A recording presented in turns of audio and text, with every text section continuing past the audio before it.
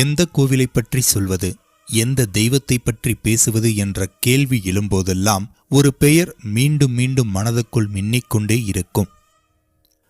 ஆனால் அதனை எழுத்தாக்கி வடிவம் கொடுத்து வெளியிட சாத்தியப்பட்டதில்லை.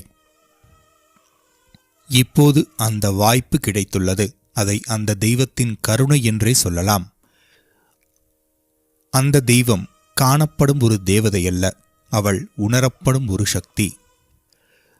அவளது ஆலயம் அஸ்ஸாமில் ஒரு மலைக்கு மேல் அமைந்திருக்கிறது. ஆனால் அவள் குடிகொண்டிருப்பதென்னவோ ஒவ்வொரு பக்தனின் ஆழ் மனதில். அவள்தான் தேவி காமாக்யா. இங்கு சந்நிதி இல்லை, விக்கிரகம் இல்லை, இருப்பது ஒரு சிறிய பாறை மட்டுமே. ஆனால் அந்த பாறை பிரபஞ்சத்தின் ரகசியத்தையே சுமந்து நிற்கிறது. இங்கு நடக்கும் பூஜைகள் நம் கண்களுக்கு பழக்கம் இல்லாதவை. அர்ச்சிக்கப்படுவது பூக்களால் அல்ல,